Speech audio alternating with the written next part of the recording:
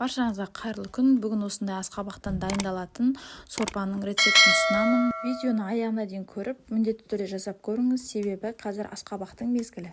Бізге қажетті ингредиенттері пияз, сәбіз, картоп және ең бастысы асқабақ.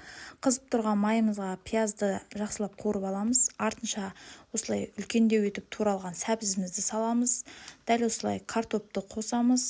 Көкөністеріміз жақсы қуырылғаннан кейін үлкендеу етіп туралған асқабақтарымызды қосамыз және 5 минуттай қуырып аламыз.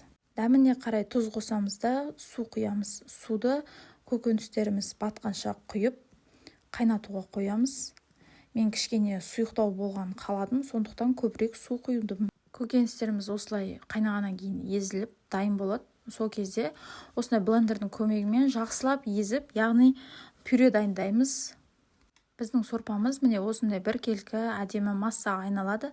Содан кейін 10% немесе 20% сливкиімізді қосып, 5 минуттай сорпамызды тағы да қайнатып аламыз.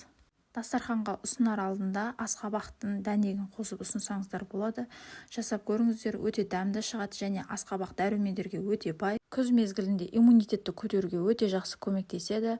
Жасап көріңіз, ас болсын. Лайк басып, каналыма тіркеле кетіңіз.